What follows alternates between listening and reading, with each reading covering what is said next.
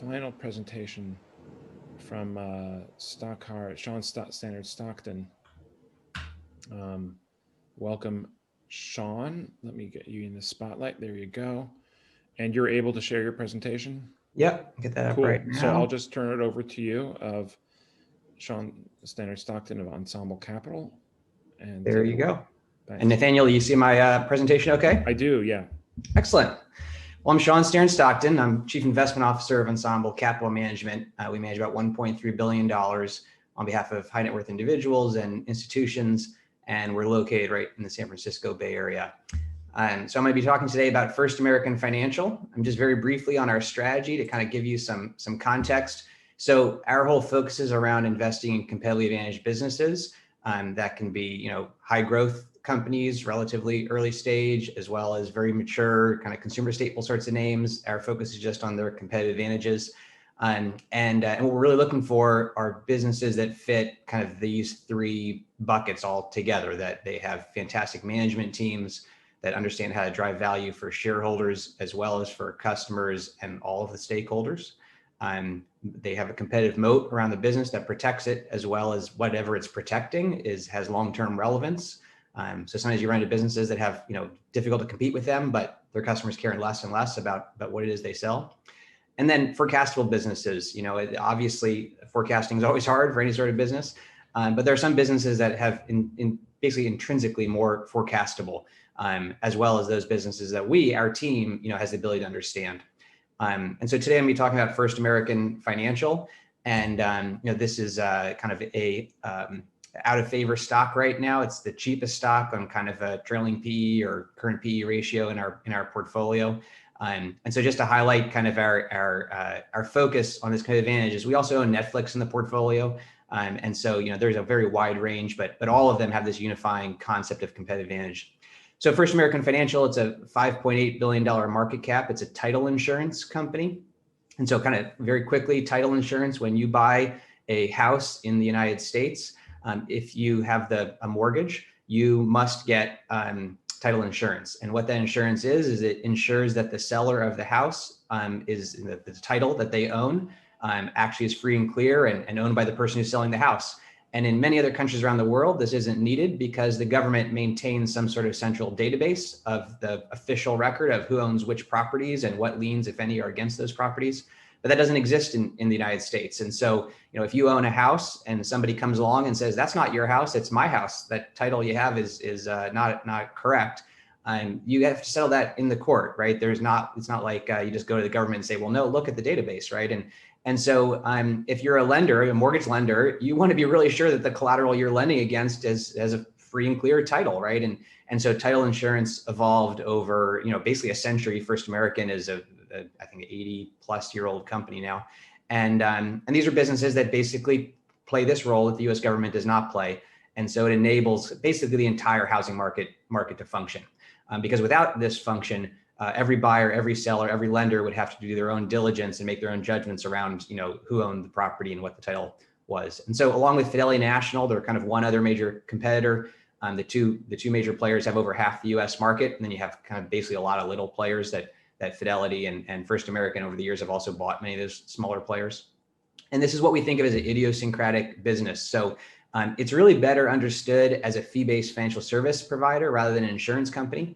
So, most insurance companies, they pay out most of their premiums is in losses. That's the whole reason you're paying them, is some portion of it's going to go back to people when the insurance comes due. But the loss ratio in title insurance is like 4 to 5%. And so what they're really doing is they're charging a fee to ensure that the title is valid. And it's basically a guaranteed answer, right? So they say like, it's good. And if it's not, we'll make you whole, right? And that doesn't happen very often, right? Because realize they are insuring what has happened in the past, not what might happen in the future. They're just going through the very long history of these titles, some of the US, titles, US housing under over 100 years old, right? So these very long title histories. And they're promising that the buyer that, yes, this title is good. And sometimes they're wrong, but not very frequently. And so, we really think about this more as a professional service, financial company rather than an insurance company. And they're basically a toll booth offering this mission critical service at a cost that's a tiny portion of the overall transaction. So, a title policy might cost you $1,500 or $1,000 or $3,000, but relative to the overall size of the house, it's irrelevant, right? And so no buyer ever says like, well, let's put this whole deal on hold while I go shop for cheaper title insurance, right? The stock's only covered by 5 analysts. Typically, there's only 1 or 2 of them even update estimates on an intra-quarter basis. Just as an example, there were no updates to 2020 revenue estimates between the end of April and mid-July during the most dynamic period of housing activity ever in U.S. history. I mean, dynamic in terms of it was, on the floor and then it was bouncing back, and none of the analysts, made any efforts to update their estimates. The company doesn't offer any guidance, and the prepared remarks on the conference calls are usually kind of 10 to 15 minutes long. But you cannot complete the purchase of a home with a mortgage without title insurance. And most cash buyers also get title insurance. So this is a very mission critical business. Along with First National is kind of, the 2 most important players in the housing business that you've never heard of. So this comic illustrates kind of the nature of these sorts of businesses. You see this in kind of B2B software and other kind of B2B companies where you have this mission critical product that's a low cost, the overall piece. And what's interesting is you can look something like First American or Fidelity and say, these are archaic 100-year-old businesses, but they are enabling the entire housing market, which is $1 trillion market in the United States. And really they're doing something that basically nobody else wants to do, or is an effort to do. And they charge this fee. And I point this out because there's been some hedge funds that have kind of taken activist runs at First American in the past, and the hedge funds have kind of admiringly characterized title insurance as a license to steal. We think it's a fundamentally misunderstanding of what's going on. That it looks like this kind of easy, simple business, but the fact is it's a critical business that the government never provided, and so in some ways it's like a utility. And they're regulated. This is not a business that owns over the top returns on invested capital, but it is a very stable, very lucrative utility. First American, I mentioned that the early remarks are focused on kind of total stakeholder value. We aren't ESG investors. We just believe that companies that understand that they need to create value for the entire ecosystem which they're operating are the ones that are going to survive long term. And on April 23rd, in the midst of kind of the peak of the pandemic, well, I guess we're at a new peak now, but in terms of the early stage of the cases being so bad in New York and everything, both First American and Fidelity National reported earnings. And the context is that housing activity had fallen by over 50% in the prior 4 weeks, right? So this was, completely unprecedented. This is not like the housing crisis that was this rolling crisis. This is just a complete stop to housing. And no one knew what was going to happen next. And what what First American said was that, consistent with our people first philosophy, we've committed to our employees that we'll not make any layoffs at the end of the second quarter. We strongly believe this is the right approach given the circumstances. And the reason they're saying this is because they take a long-term perspective, and they're not going to hurt their short-term results. They're not going to hurt their long-term results by taking actions that might help the short term. And so they understood that their employees, their trained employees who know how to do this work, in order to buckle down and get through this process, those people need to know like their job was safe, at least for now. Now, realize it was only a quarter-long promise, right? They had to, because you can't just keep all your staff if your business is down 70% for a year. And on April 23rd, no one knew what was going to happen with the pandemic. At the same time, Fidelity said that during the month of April, we've already laid off almost 20% of our staff. And this is going to have a $200 million a year cost saving, but this is real money, right? And they said we're going to pay attention to all this, make sure we don't have margin degradation, and we remain committed to maximizing profitability in all market environments. Now, that last line sounds very shareholder friendly, right? It sounds like they're saying, look, hey, we are committed to maximizing shareholder returns, right? But the housing market came springing back, right? And so we don't want businesses that maximize profitability in all market environments at all times. We want them to maximize profitability over the long term, which in some cases means hurting your short-term profitability. And so we really admire First American for taking the steps that they did and setting themselves up for participating fully in what we think is kind of this beginning of a coming long boom in housing activity. But you have to recognize that, Fidelity, it was understandable why they were doing what they were doing. This chart shows that, existing home sales just dropping off an absolute cliff, right, at the time that they're talking about this, what they're all doing. But what happened next was a massive rebound, right? And so home sales are up dramatically over last year. Now, some of the strength you see in housing sales in the summer was really just the spring selling season got missed. and then restarted and was pushed into the summer. And so in the summer months, it was easy to look at these kind of strong year-over-year gains and say, well, this isn't really core secular growth. This is really about this bounce back and recovery of missed sales. But that has continued all the way into October and November. And so, we really think this is an ongoing surge of activity. This is you're looking at a SAR basis, a seasonally annualized. I mean, just this is, going back, and you see housing activity has just exploded higher, right? But recognize that housing activity prior to this was at or below levels reached in the late 1990s, right? So, the economy and the population is significantly bigger than it was a quarter century ago. And yet the level of home sales is similar to those levels, right? So, you might look at all of this and say, well, hey, we're back to pre-bubble, activity levels, right? But the whole economy and the population's grown. So we think that overall housing activity has a lot further to go. This is new home sales, which is a smaller component of overall, but you still have, this is still a key part of the overall market.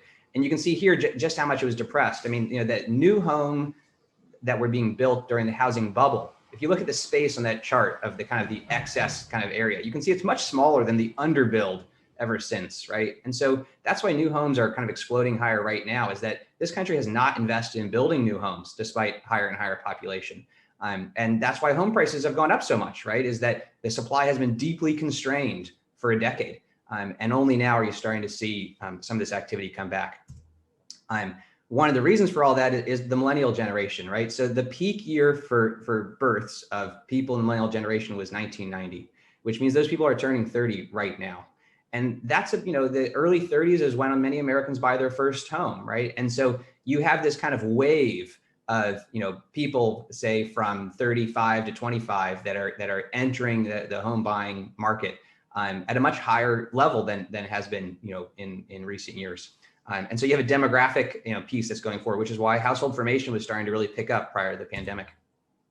And to buy a house, you have to have a job for a while, right? So this chart shows the home ownership rate. This is the dark purple line of people in the early 30s versus the employment to population rate of people in that same age bracket, but lagged 5 years, right? So basically understanding what has the employment rate of this demographic been 5 years ago, because you need to have had a job for a while to buy a house, obviously, right? And so what you can see is that the employment to population rate, now this, doesn't include the pandemic most recently, right? But it has increased really, dramatically and over the last 5 years. And so the home ownership rate is going to continue to grow in a similar way. You could look at the pandemic and say, well, this is going to set all these millennials back, right, with joblessness and everything. But one thing to understand in this pandemic is this is a simplistic way to think about it. But people talk about K-shaped recovery and this idea that some of the country is doing well and some is doing poorly. Well, it's basically homeowners are doing okay and renters are in what is characterized as like a depression almost, right? And so if you're somebody who owns a house, who's a professional, who can work from home, who can do conferences like this in the middle of a pandemic, you're okay. In fact, you might have been saving a lot of money towards a down payment because you didn't do any traveling and you didn't go out as much over the summer. And so within the home buyer demographic, we think that the economy is actually okay for these people. So why is housing activity depressed, right? So this chart, shows the level of sales, the blue line, but look at those gray bars. This is what's called tenure, right? Or the number of years that people live in a house on average in the United States. And so for many years prior to the housing bust, you had a turnover rate of, say, like 4 years, 5 years, like basically people are moving on a regular basis, right? And, some people stay for a long time. Earlier in your lives, you might move more frequently.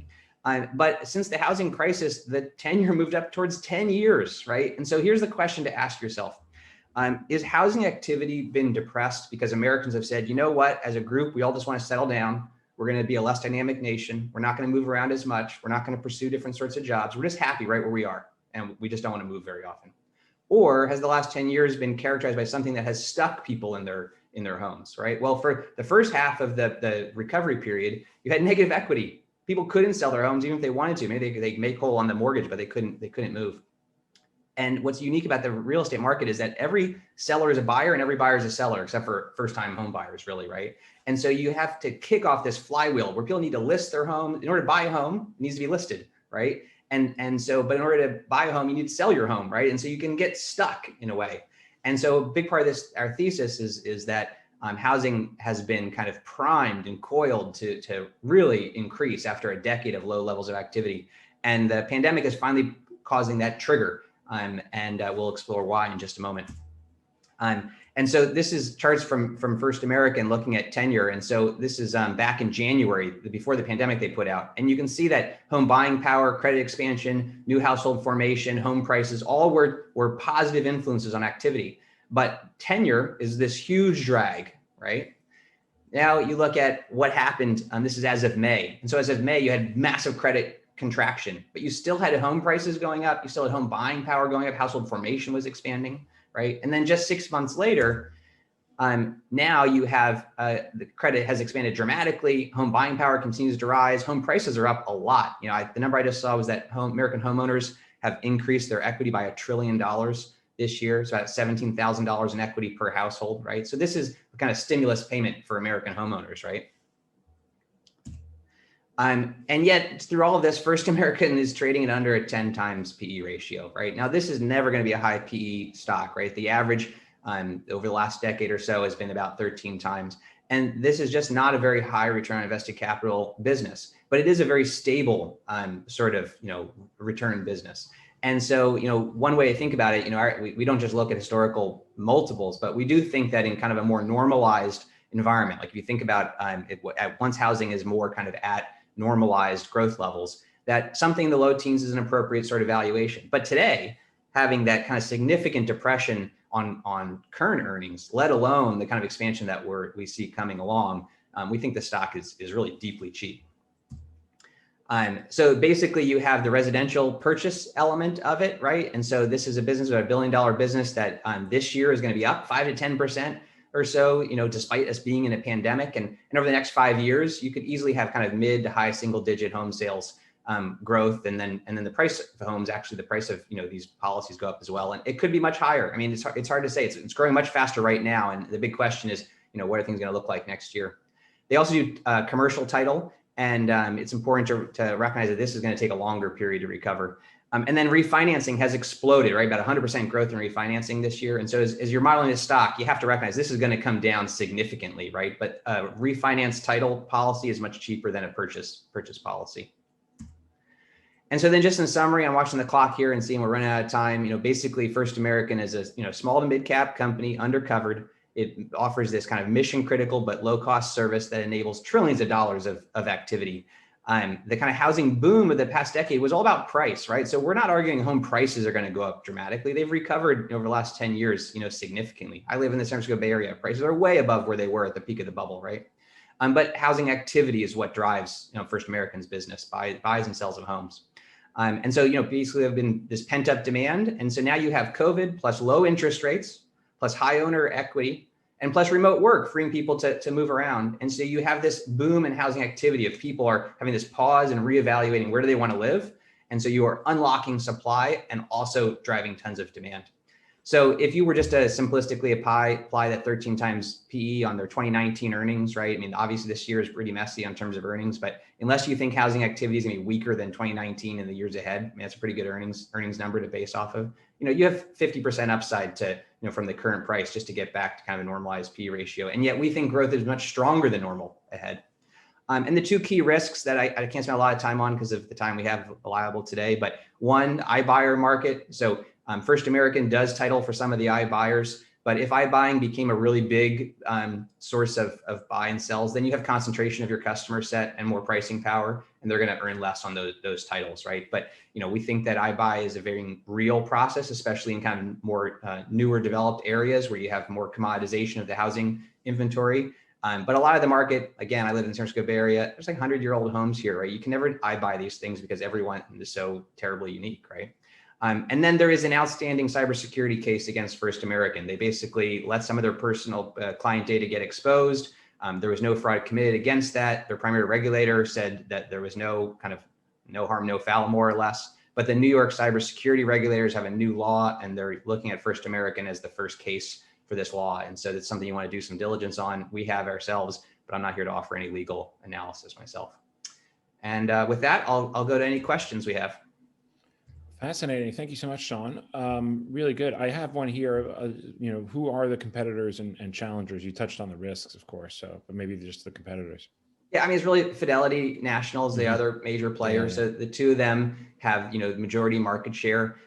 There's a couple other, third and fourth players, and then some small players as well. One thing about the business is that you can do direct title insurance with First American, like in a First American office, but there's also agents, basically people who are doing escrow and title, but then they are basically doing on behalf of First American. So you might go into a different office that's not First American branded, and so they also are providing kind of the title plant, it's called, this database that they maintain to other providers as well. So Fidelity is kind of the major player, but there's also some geographic split there, with First American being more West focused, right? So they've kind of split up the country a little bit. Interesting. All right. And speaking of competitors, there's a startup called Qualia. Have you heard of them? What was the name again? Qualia, Qualia. Not that one off the top of my head. Okay. I can tell you that there's been next to no kind of title companies that have been formed for decades now that became any meaningful size. But we do think that the move to kind of digital transactions, like this stuff's still very paper-based, right? And there's been a long history of people saying, well, a digital disruptor is just going to crush these old companies, right?